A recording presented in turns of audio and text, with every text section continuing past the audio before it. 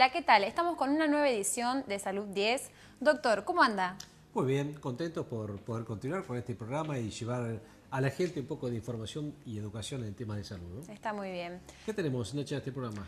Hoy tenemos a la psiquiatra Natalia Soriani, que vamos a estar hablando sobre la ansiedad, también sobre fobias, pánicos. También está con nosotros José Luis Coloto, farmacéutico, que vamos a hablar sobre los suplementos deportivos. Ah, qué interesante eso. Sí. Yo me encargué de hacer una nota a una kinesióloga que es Silvana Guselia, que nos va a hablar de algo que es la carga que llevan los chicos cuando van al colegio con sus mochilas. Algo que realmente por ahí uno no se da cuenta y tiene sus repercusiones. Y también, como en los programas anteriores, tenemos algo de salud dental con el doctor Luis Clenigi, que nos explica un poco de cómo está hoy por hoy la odontología en nuestro medio. Así es. Y el micro de nutrición de Marcela Brescia también, como Muy todos bien. los programas. Bueno, eso es interesante. Yo lo tengo que poner en práctica en realidad, ¿no? Sí, usted. Bueno, vamos a la tanda y empezamos con el programa.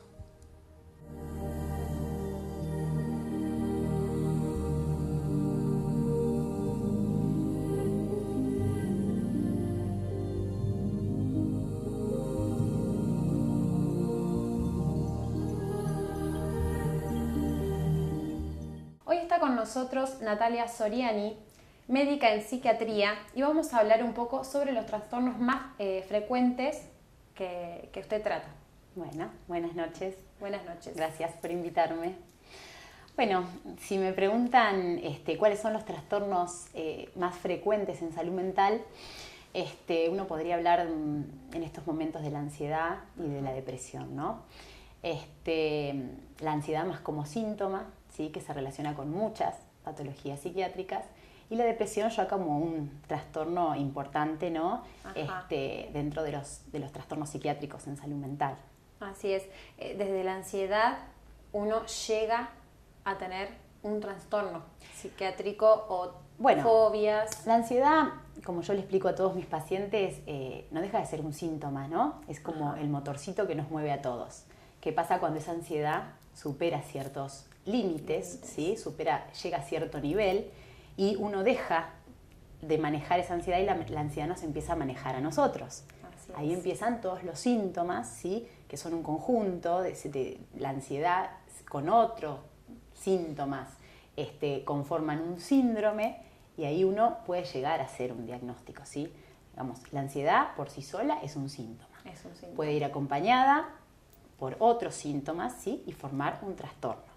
La ansiedad es parte de un trastorno muy importante, que es el trastorno de ansiedad, ¿sí?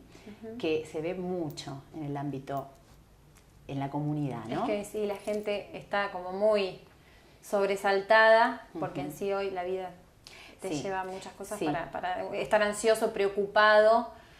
¿A partir de qué edad más o menos uno empieza con esa ansiedad que nos lleva después a esto que es malísimo? Y bueno, uno lo está viendo ahora en todas las edades, ¿no? Y esto es importante lo que decís vos, el estrés, ¿no? Poder diferenciar la ansiedad del estrés, ¿no? Que a veces es muy difícil. Sí.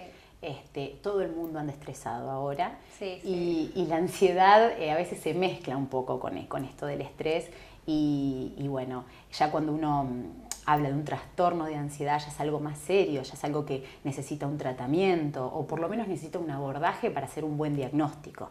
El estrés ya es otra cosa, ¿no? Y uno lo puede resolver también con un tratamiento, pero con un abordaje diferente al que sería un trastorno de ansiedad. Claro. En este momento el trastorno de ansiedad se está viendo en diferentes edades, tanto en niños como en adultos, como en personas mayores, ¿sí? Lo importante es poder ubicar esta ansiedad dentro del cuadro que corresponda, ¿sí? Para poder hacer un abordaje terapéutico correcto, ¿sí? Muchas veces la ansiedad comienza y estos síntomas no saben bien de dónde provienen. Entonces el paciente consulta, pero como generalmente son síntomas clínicos los que siente, ¿sí? Claro. Como diferentes sensaciones que son las más frecuentes, por ejemplo, ahogos, falta de aire, sudoración extrema, calambres, digamos, puede haber una gran variedad de síntomas. Yo creo que esto, vos me sabrás decir, ¿no? A partir del miedo, ¿no? Uno cree que le falta el aire, tiene miedo a estar enferma. A partir de eso, yo creo que el factor es el miedo. Bueno, esto es muy importante lo que decís, porque ¿qué genera o qué genera el miedo, ¿no? Esta sensación a veces tan angustiante de que te falte el aire, de no saber por qué, de tener sensaciones como muy nuevas, ¿no? De experimentar esto que nunca se había experimentado, y ante la posibilidad de volver a repetirlo, uno siente mucho miedo. Y esto genera nuevamente, ¿no? Porque esto es algo que también lo maneja mucho la cabeza de uno. Claro. Entonces, el miedo al miedo es por ahí lo que más incita al paciente a preocuparse o a ponerse mal. ¿Los tratamientos duran mucho? ¿Cómo son? ¿Hay diferentes tipos de tratamientos para diferentes trastornos? Por supuesto, si hablamos del trastorno de ansiedad, el trastorno de ansiedad generalizada, digamos, es como el gran nombre del trastorno. Después puede haber muchas clasificaciones, ¿no? Dentro de estos están las fobias específicas, el ataque de pánico, digamos. Hay muchas variedades dentro del trastorno de ansiedad, ¿sí? Cada una tiene abordajes diferentes, de acuerdo al paciente, de acuerdo a la edad y de acuerdo también a si estos síntomas, a la intensidad que tengan los síntomas, ¿no? Hay síntomas que son más leves y que el paciente los puede detectar y enseguida, comenzando un tratamiento psicológico, quizás los pueda abordar y pueda solucionar esta ansiedad, o por lo menos pueda volver la ansiedad al nivel normal.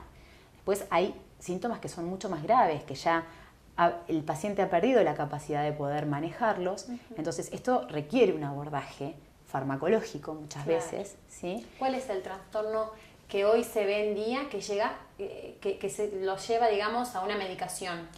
Bueno, cuando este tipo de trastornos, esta ansiedad, superó cierto límite en el cual el paciente no puede funcionar normalmente o afecta el funcionamiento general del paciente, ya sea laboral, familiar, el paciente en su conjunto no puede con su vida, digamos, de alguna manera no puede seguir funcionando, es allí donde uno recurre a la medicación, ¿no? Porque no puede el paciente superar solo esta patología. Claro. Bueno, y para finalizar, una última pregunta. Un consejo, dale a la gente o a esa persona que hoy por ahí se siente de esta manera, con estos trastornos que llega a no poder superarlo solo. Bueno, un poco mi consejo es que no se deje estar, porque realmente cuando uno en salud mental los síntomas suelen ir y venir, ¿no? Entonces uno con lo cotidiano a veces piensa que ya ha superado algún síntoma y esto después se recrudece o vuelve con más intensidad, ¿no? Que por ahí el paciente consulte, se informe, ¿sí? No comience a tomar una medicación porque se la dio el vecino o se lo recomendó la madre que la toma porque está ansiosa. Digamos, me parece que es importante que consulten con un especialista o con alguien que los pueda orientar realmente acerca de cómo poder elaborar ese trastorno que está sucediendo en ese paciente. Muchísimas gracias. Bueno, de nada. Te agradezco por estar acá hoy y la vamos a tener muy pronto hablando sobre los tratamientos farmacológicos. Muchísimas gracias. De nada. Nuevamente.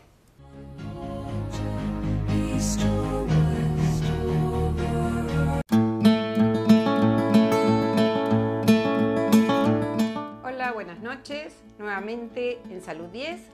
Y bueno, ya estamos terminando nuestra presentación de los alimentos y obviamente van a estar todos contentos porque este es lo que más les va a gustar. Si bien he puesto 3 platos, lo que vamos a tratar de dejar era para este final el grupo de alimentos que tenemos que controlar, que debemos consumir menor cantidad.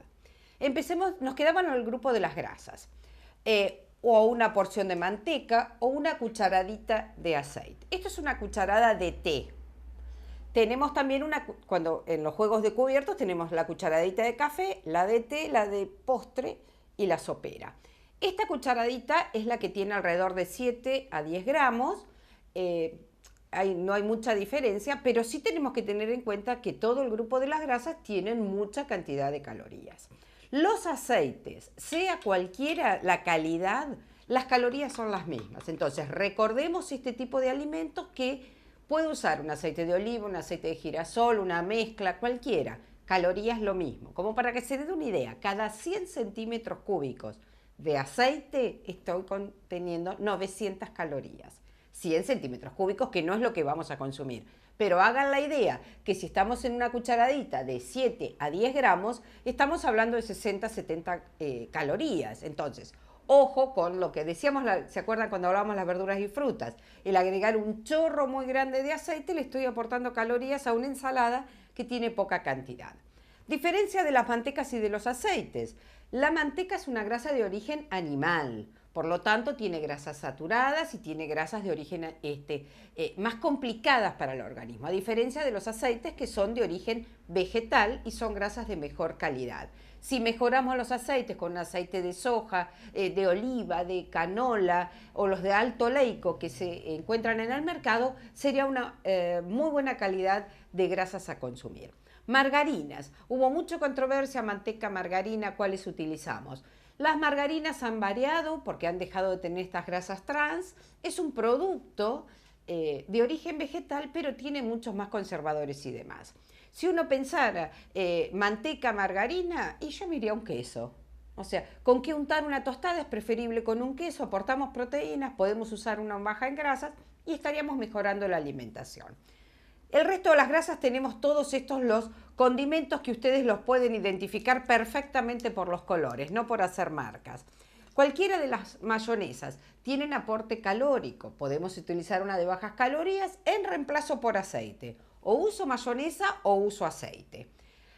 Los que tienen a base de salsas de tomate no tienen tantas calorías y los que menos tienen son las saboras o las mostazas. Entonces, por ahí podemos hacer una combinación. Terminamos con los condimentos que podemos saborizar nuestras ensaladas: aceite, vinagre, limón, acheto balsámico. Eso se puede utilizar en mayor cantidad. Otro de los grupos que no están en nuestra pirámide, en nuestras guías, es el azúcar. ¿Por qué? Uno puede vivir sin consumir azúcar como tal. De hecho, los pacientes diabéticos no son considerados un enfermo porque no puede compartir con nosotros, los que no somos diabéticos, una guía alimentaria. Por lo tanto, el azúcar como tal no se incluye en el grupo de alimentos. Si una mermelada, estamos hablando de una cucharada, puede usar una mermelada común o una mermelada dietética. Es un buen consumo de hidratos de carbono a absorción rápido, puede llegar a condimentar y a saborizar alguna tostada y puede darle mayor variedad a la alimentación. Otro del grupo de alimentos, podríamos incorporar los sándwiches, las pizzas, las tartas, las empanadas.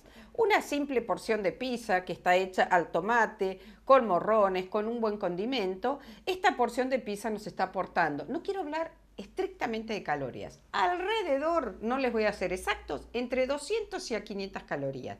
Depende todo lo que le agregue a mi porción, del tipo de grasas, del tipo de quesos, pero estamos hablando que es un alimento hipercalórico. ¿Está permitido? Sí. Una vez a la semana, como una comida rápida, sí. El hecho es, ¿cuánto voy a comer de pizza?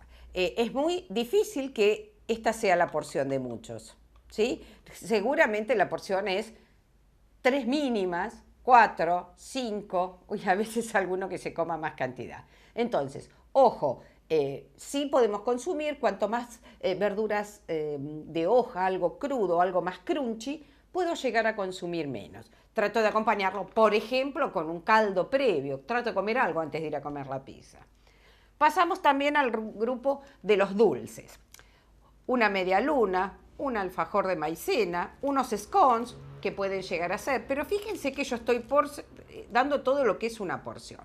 Con respecto a golosinas y demás, la más conocida la van a identificar perfectamente, esta galletita que está recubierta en chocolate, que es una galletita más dura, y estamos hablando de 70-80 calorías. Es una buena opción como una colación para aquellos chicos que les gusta, pero estamos hablando de que estamos de una.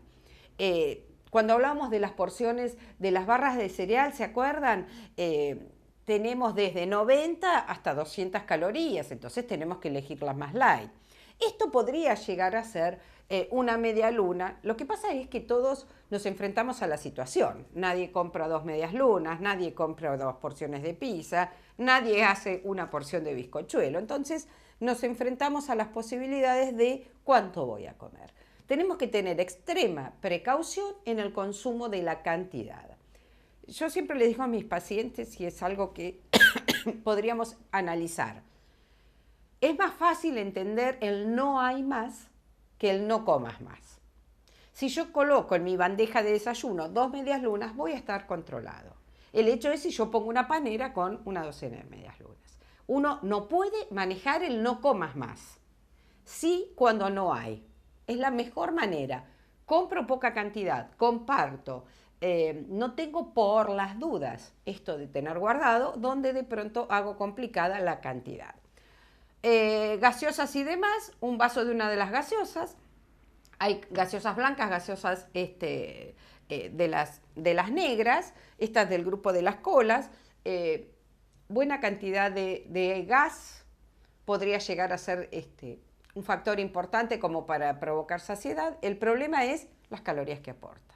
Si llegara a usar una dietética estaríamos en mejor situación.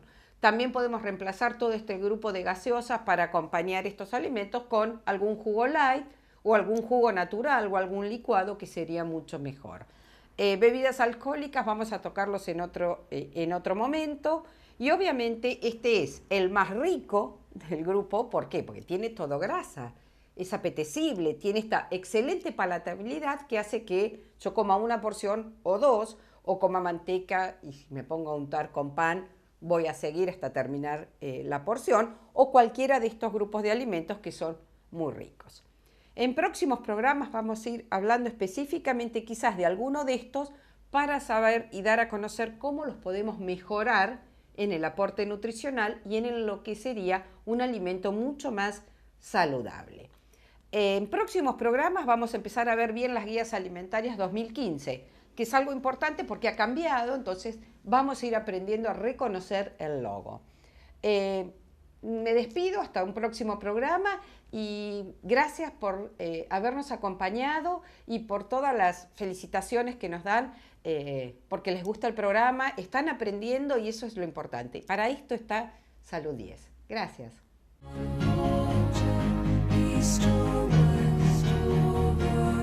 Hoy está con nosotros el farmacéutico José Luis Coloto, que nos va a explicar un poco de lo que son los suplementos deportivos. ¿Cómo no? ¿Qué tal, Nacha? Bueno, está muy de moda este tema, la suplementación deportiva, máxime que en nuestra vida que nos obliga a ser saludables, el deporte pasó a ser una parte importante de la vida del ser humano.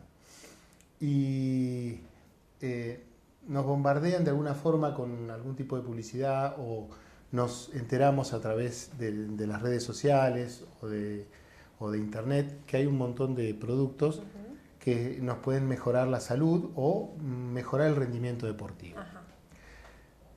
Yo en mi oficina farmacéutica muchas veces los padres de los chicos jóvenes me vienen a consultar y yo lo que primero les digo es que los chicos tienen que tener, chicos jóvenes, ¿no? De 14, 15, 16 años. Sí, porque hoy desde una temprana edad empiezan a hacer ejercicios. Claro, pero lo que yo les digo primero, Nacha, es que tienen que tener una buena alimentación. Considerar eso.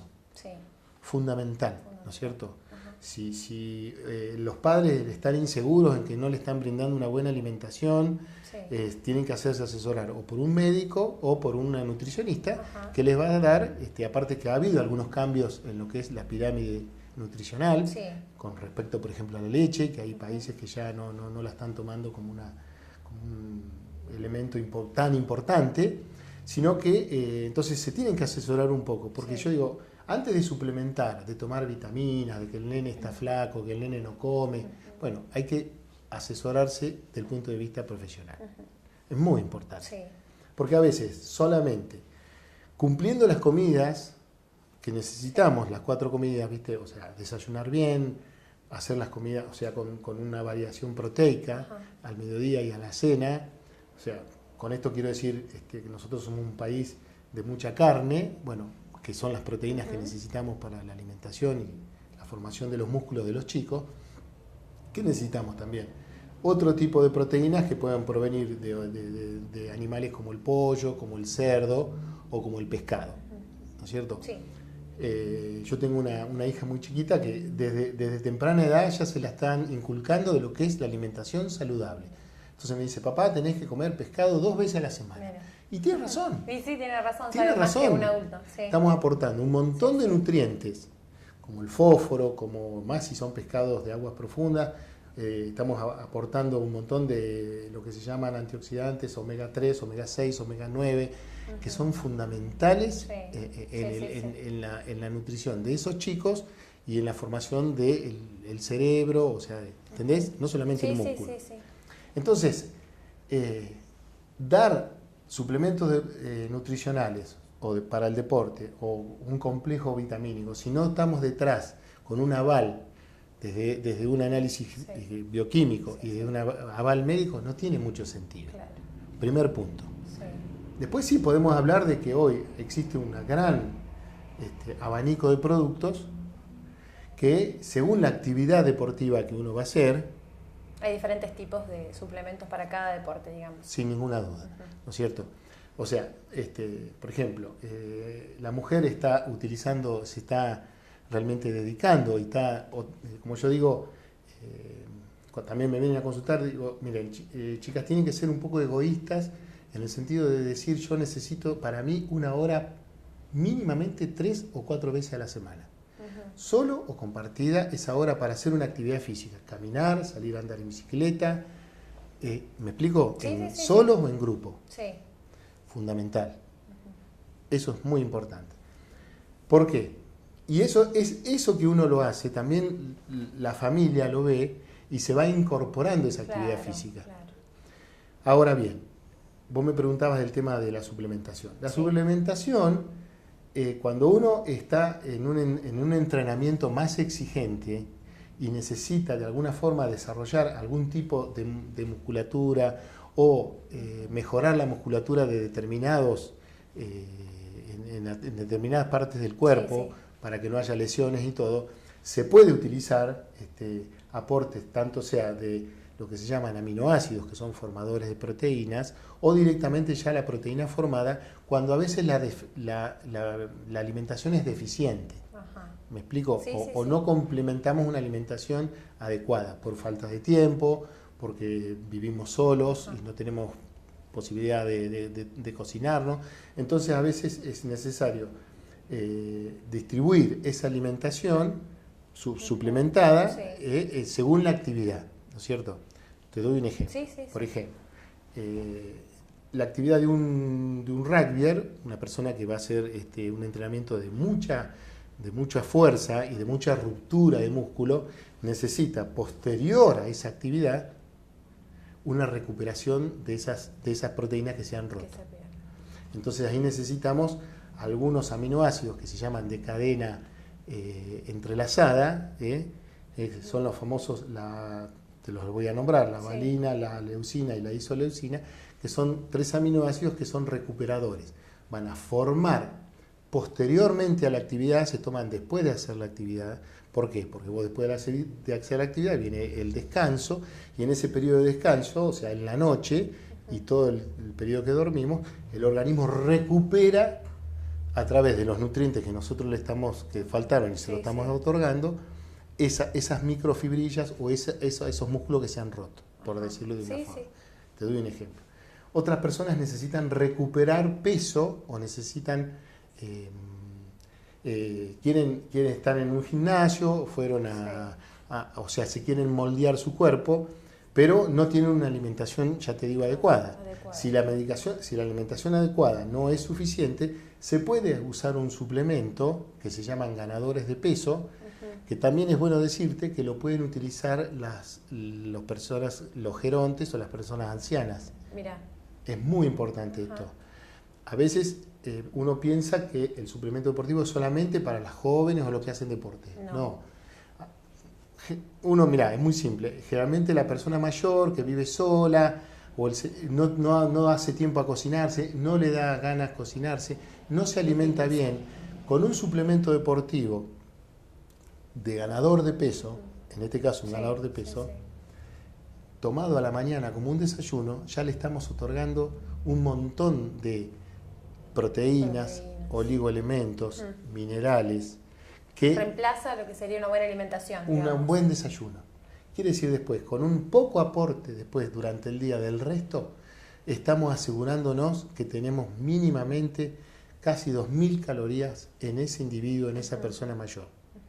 Lo mismo pasaría en un chico que vos no se alimenta bien o y te decís, bueno, le vamos a levantar el peso con un buen desayuno. Viste que el desayuno es una comida. Más importante, ¿no? Es muy importante el desayuno, porque nos prepara para todo el día.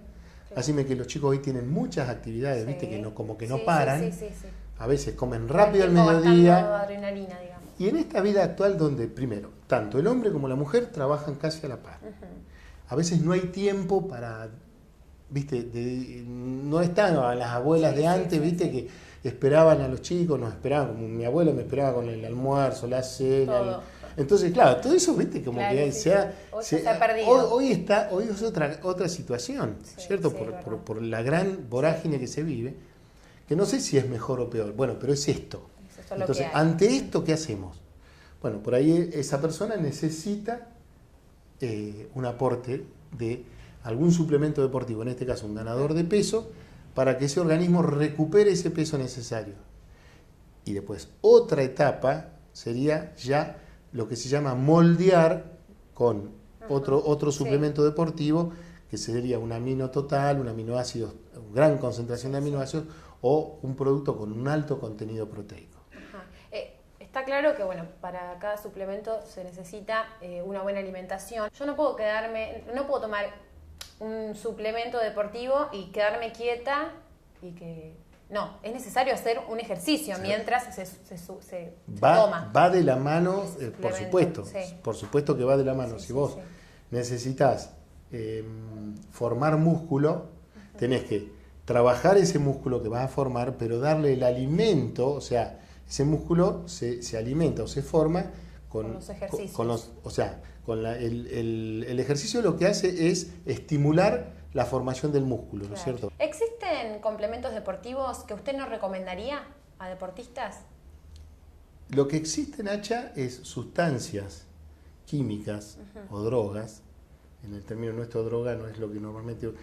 que son mal usadas. Totalmente mal usadas. Que afectan a la salud. Que afectan a la salud, primero, cuando el deportista no está preparado para recibirlas, porque por ahí no se hizo un estudio previo de exigencia, lo que se puede llamar una ergometría, o sea, un electro de esfuerzo, un asesoramiento médico y nutricional. Entonces, consume sustancias que parecerían teóricamente inocuas, pero que a un corto o largo plazo pueden producir problemas muy graves, hasta la muerte. Hasta la muerte. Sí, es evidente. ¿Hay alguna enfermedad que sea causa exacta de esas sustancias, una común que usted ve? Y yo veo, por ejemplo, problemas de hígado en muchos chicos o deportistas que utilizan sustancias que están prohibidas en el Comité Olímpico, pero que se usan a veces porque llegan, que son lo que se llaman anabólicos, y que tomados a un muy largo plazo y no controlados pueden producir esterilidad, pueden producir problemas en el hígado, trayendo, o sea, hasta, digamos, cáncer de hígado, son muy peligrosas, problemas en el riñón, las mismas suplementos deportivos, esto me olvidé de decirte, cuando uno tiene un aporte proteico muy importante, también es muy importante que consuma mucho líquido para que el riñón trabaje y podamos barrer la sustancia, ¿no es cierto? En el sentido de que se puede eliminar lo que no se consume y no se usa. Yo me quedaría todo el día hablando con usted. Creo que vamos a tener otra posibilidad de que nos visite. Cómo no, un gusto. Para un gusto poder enorme. seguir hablando de un montón de cosas. Le agradezco que haya pasado hoy por el programa. Muchísimas gracias. Gracias a ustedes, Nacha, por favor.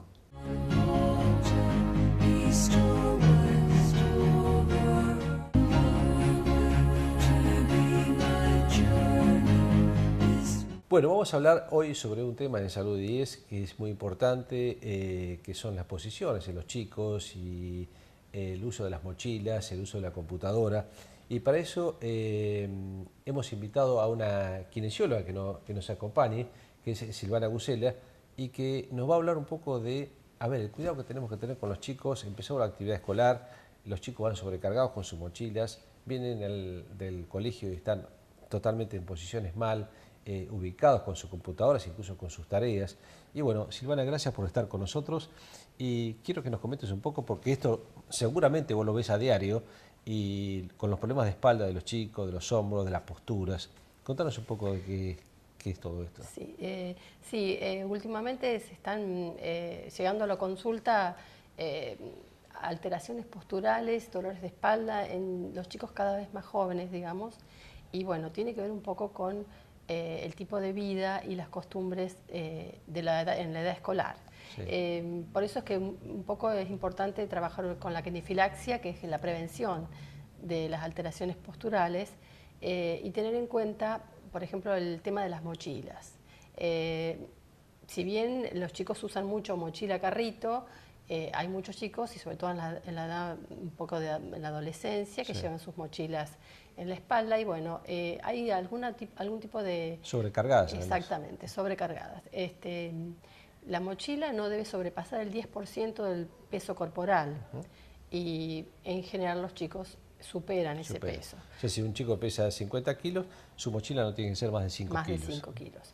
Esto hace que el equilibrio del centro de gravedad y el cuerpo sea el correcto cuando uno lleva una mochila de 10% del peso corporal. Claro. Si esto es del 20%, para compensar ese peso, el cuerpo tiene que inclinarse en la zona lumbar, y ya hay entonces una zona de la columna que está trabajando en desequilibrio. Más del 20% los hombros se van para adelante, entonces, bueno, esto trae aparejado dolor, fatiga, sumado a esto la forma de llevar la mochila. A veces los chicos llevan la mochila de un solo tirante, la mochila debe llevarse con los dos tirantes. Para eso está hecho. Exactamente. También cómo se colocan los elementos dentro de la mochila. Los elementos más pesados y más grandes deben estar más cerca de la espalda, y así es una manera también que el peso está en contacto con la espalda. Exacto. Y esto vale no solamente para los chicos que por ahí llevan cosas que no corresponden tanto al colegio o llevan cosas por demás, sino también a los docentes que por ahí piden muchas cosas, o que mantienen que sus carpetas tienen que estar desde el primer año hasta el último día con las cosas cargadas que por ahí nunca se piden.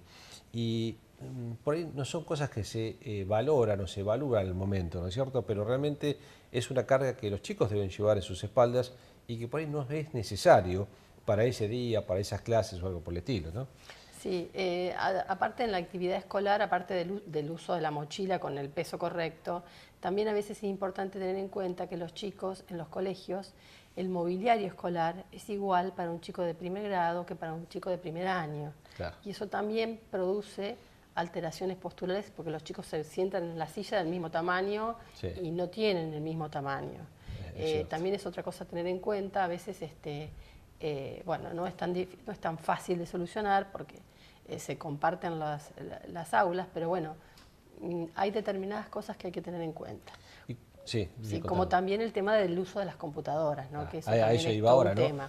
Porque a veces no solamente en el colegio, llegan, dejan la mochila en su casa, por ahí no tienen ni tiempo de merendar, ya están sentados en la computadora, y bueno, y a veces el sentarse en la computadora, ahí tenemos cambios también. Contanos un poco en qué prevenir o cómo ayudar a eso, ¿no? Bueno, es importante estar bien sentados. Como ahora se usan mucho las tablets o las notebook, los chicos se sientan en cualquier lado, en un sillón, en un piso. El tema de la Play, pasan horas jugando a la Play sentados en el piso, y entonces esas posturas y el tiempo que pasan en esa actividad, que generalmente es más de 3 horas diarias, claro.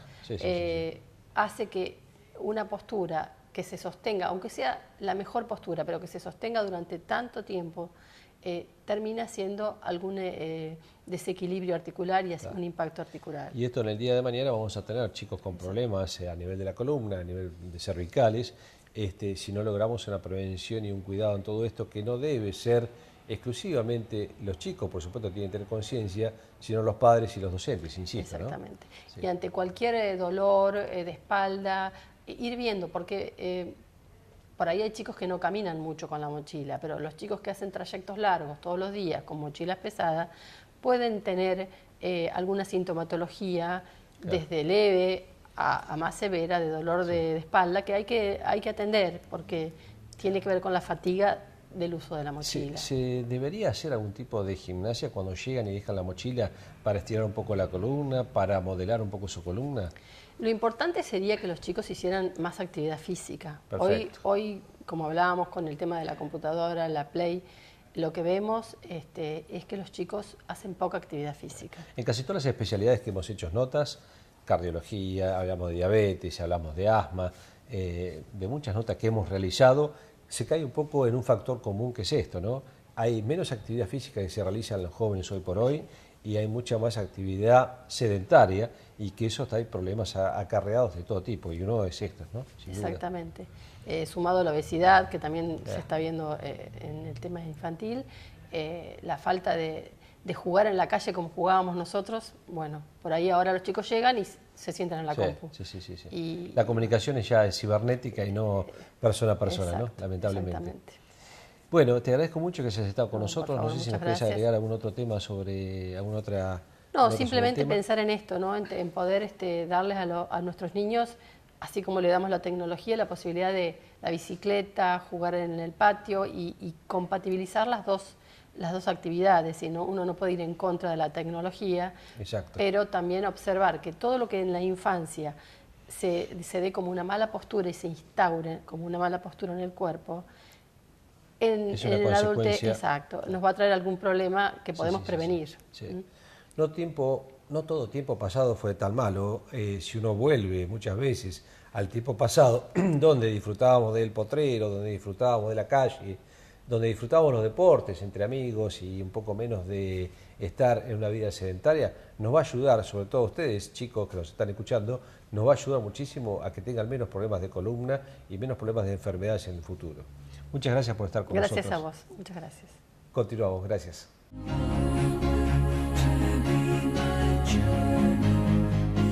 Como dijimos hoy al principio que íbamos a hablar un poco de salud dental y dentro de todo lo que es salud y bienestar, por supuesto no están ajenos la salud de los dientes. Hoy lo tenemos al doctor Luis Klenicki y te agradecemos, Luis, que estés en Salud 10 nuevamente. Hace muchos años hemos hablado contigo en los programas anteriores y uno de los temas que quiero que nos expreses un poco de la odontología en nuestro medio. ¿Cómo la ves a la odontología hoy por hoy en nuestra ciudad, en la región?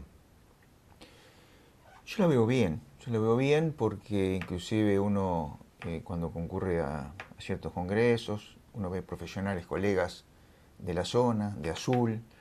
Yo calculo que la prueba evidente que la odontología en Azul está muy bien es que se escucha mucho menos que me fui a Buenos Aires o me fui a La Plata o me fui a otros medios para rehabilitarme la boca.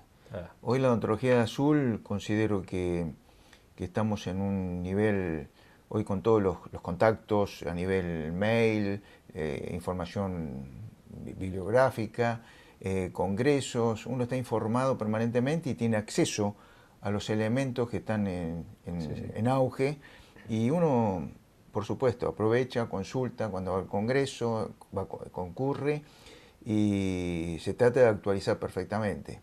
Y vos inclusive hablas con colegas mismos de Azul y prácticamente hablamos en el mismo idioma. Bueno, es decir, hoy afortunadamente la gente, los azuleños, yo calculo que es un problema menos con respecto a si no tenemos que trasladar o no trasladar con respecto a la odontología. Está muy bien. Hace muchos años se hablaba de odontología como sacar una muela, hacer una amalgama, ¿no es cierto?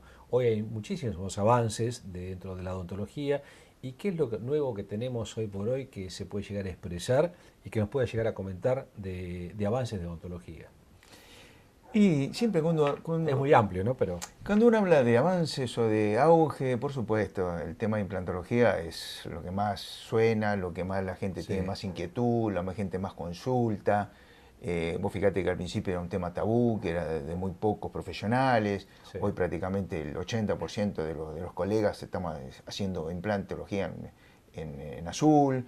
Hay mucho más acceso a los cursos, inclusive se dictan cursos acá en la zona de Olavarría.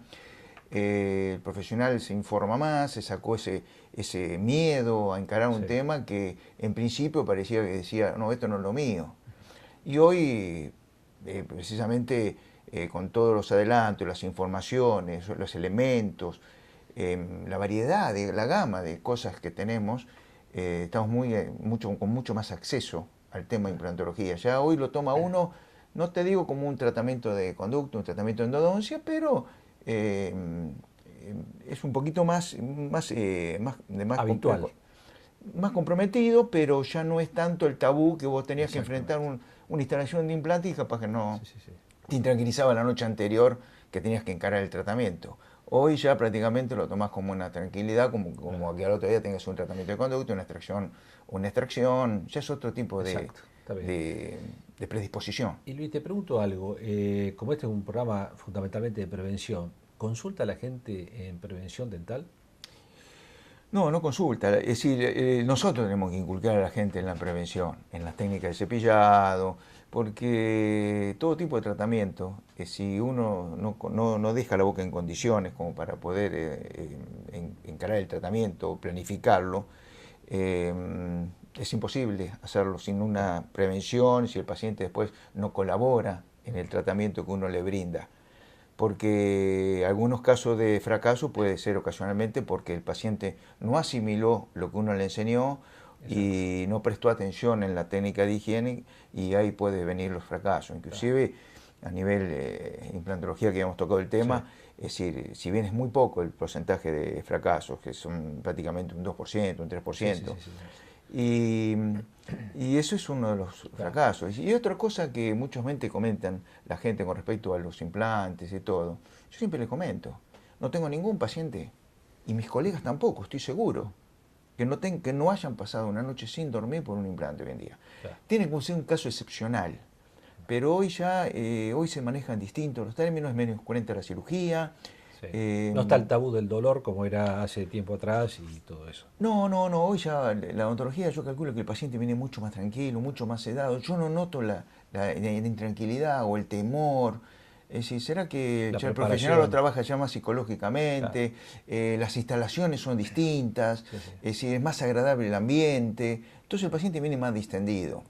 Y con respecto a los tratamientos de rehabilitaciones, es decir, que la gente no se confunda, ¿no? Porque hoy se vende mucha implantología, hoy ves en televisión que cualquiera pone un implante sin radiografía y muestran imágenes, que sin hacer colgajos, ni levantar el encía, meten los tornillos, pero no es todo así, porque comercialmente es complicado. La gente va a esos centros. Inclusive me consta que vino gente inclusive de afuera, esa Ontalia, que vendía el implante a 800 pesos, 1000 pesos, los regalaba prácticamente con mucho profesional. Y así fue, Dentalia. Cerró, la gente quedó con los implantes en la mano en algunos casos, pero eso se puede hacer en Buenos Aires. Y a propósito de eso, otra de las cosas que hay que tener presente, que en la odontología 2 más 2 no es 4. Es decir, uno ve eso en defensa de nuestros colegas que estamos acá, que a veces nos piden los pacientes rehabilitaciones espectaculares, con frentes, carillas, coronas, todo. Pero ¿qué pasa? Es un tema que justamente lo toqué con el doctor Cantoni, uno de los referentes de la odontología, un jefe está en la Facultad de Buenos Aires, de la rehabilitación, y él nos muestra los casos. Y en un caso, justo en la interview, me acerqué y me dice, Luis, ¿sabes una cosa? ¿Crees que te voy a confiar una cosa? De 10 casos, que él muestra rehabilitaciones espectaculares, que entra todo por los ojos y la gente está convencida, ¿cuánto calculás que yo tengo que ver nuevamente a este paciente con problemas en el transcurso de 5 años? Te pregunto a vos, Gustavo, ¿cuánto vos considerás? ¿Qué porcentaje? De 10 pacientes, ¿cuánto ves en el transcurso de 5 años con problemas? Y no sé, hay veces que son pocos, depende de la patología generalmente, ¿no? Pero puede ser un 20%. No, me sorprendió. Me dice, Luis, de 10 casos, 9 tengo problemas. 9 con problemas. Pero la ventaja que tiene Cantoni, o cualquier profesional, como vos escuchás a Branneman, los pacientes, Sechi, todos esos que uno está en contacto con ellos a veces en los congresos, y la ventaja que tenemos, que ellos muestran 10 pacientes. Esos 10 pacientes al año te traen 20 o 30 porque ven la boca linda. Exacto. Pero después los fracasos, esos tipos de fracasos, van quedando en el camino y cuando lo transmiten, son pacientes que ya está, y bueno, se pierden. Pero esas rehabilitaciones, esas 10 bocas que rehabilitó en el transcurso de un año, le pueden provocar 30 pacientes más. Y así es en la cadena. ¿Te imaginas nosotros el riesgo que estamos asumiendo?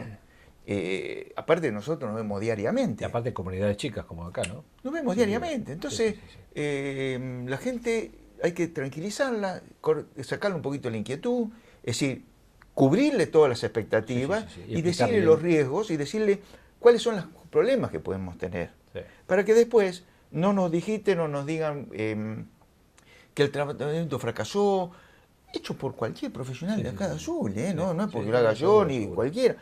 Todos estamos en las mismas condiciones. Entonces, ¿qué pasa? Vienen con muchas expectativas, uno le ofrece todo, pero después vienen las consecuencias. Entonces hay que decirle, ajústese después a que si tenemos problemas, hay planes B, plan C, todo, pero váyanse con la idea de que no todo lo que ven como vos dijiste, es lo correcto y 4. todo. Hecho por las mejores manos, Sí, no porque lo haga yo, lo haga otro colega acá de Azul. No, cualquier profesional de Azul estamos con ese problema. De brindar un servicio, yo calculo que hoy el 80% de los colegas de Azul ponen implante, si no casi el 100%. Pero tienen todo el mismo inconveniente y que hay que dejar clarito al paciente que en la odontología 2 más 2 es 4, no es una ciencia exacta. Las complicaciones existen. Y no todas las bocas son iguales. Y entonces hay que estar preparado. Entonces no hay que vender cosas que después la gente se arrepiente y me dijo, no me dijo, me dijo. Entonces a veces prefiere perder el paciente y no tenerlo a los 2 años, 3 años con una inversión, con fracasos o rechazos. No se puede hablar de fracaso. La buena explicación generalmente hace que esto se evite, ¿no es cierto? Sí, esto viene a colación de que por qué mucha gente ya no viaja tanto. Claro. Porque uno escucha ya en el sillón, dice, viajé allá, al final pensé que iba a buscar lo mejor, tuve problemas. Y aparte un número más y te le dicen, señores, si no les gusta, váyase. Acá yo no puedo decir eso, váyase. Uno se cruza la calle. Acá hay que solucionar los problemas. Luis, realmente da mucho para charlar, muy interesante todos estos temas y por supuesto odontología es un campo muy abierto y en el tema de prevención y educación fundamentalmente. El otro día hicimos un programa con una odontopediatra que también hablamos de la prevención desde la infancia y te vamos a invitar seguramente en otro programa vamos a seguir hablando de otros temas que envuelven a la odontología y así que te vamos a tener en cuenta muy pronto a vos como otros colegas de odontología para que charlemos sobre salud dental. Justamente eso te iba a decir, consulta a otros colegas y yo calculo que muchos hablamos el mismo idioma. Casi la mayoría hablamos el mismo idioma. Porque es la realidad del sillón diariamente. Aparte, te digo, trayectoria de 40 años. Seguro. Es decir, ya tengo muchos años sobre el lomo como para decir los problemas que hay y hay cosas que no lo lees en ningún libro. Después de 40 años ya esas cosas ya lo tenés asumido.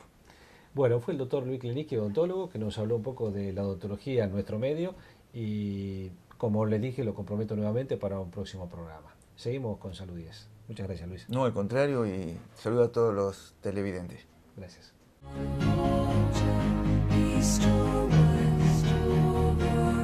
Bueno, llegamos al final de Salud 10 Televisión. Espero que haya podido disfrutar de nuestro programa, donde hablamos de diferentes temas, desde kinesiología, con el cuidado de la espalda, los chicos con las mochilas, hablamos también. Así es, con la psiquiatra Natalia Soriani, sobre fobias, ataques de pánicos, que hoy la gente lo padece mucho, lamentablemente. Sí, realmente es un tema bastante frecuente. El doctor Luis Klenicki habló sobre la odontología, cómo nos encontramos en nuestro medio, en nuestra ciudad, hoy por hoy la odontología. Así es, también con el farmacéutico José Luis Coloto sobre suplementos deportivos y también el micro de nutrición, como siempre, es de Marcela Brescia. Bueno, y hay muchos temas que nos vienen pidiendo a través de nuestro mail, salud10tv@gmail.com, y vamos a tratar de poder complementarlos en los programas posteriores y que les lleguen a todos ustedes con todos estos temas que estamos difundiendo en cuanto a educación y a prevención de temas de salud. Así es. Bueno, nos vemos el próximo programa, entonces. Nache, muy pronto vamos a ir a grabar a Tapalqué. Sí, obviamente. Tapalqué nos va a esperar para hacer algunas notas allá. Así es. Muchas gracias y nos vemos en 7 días.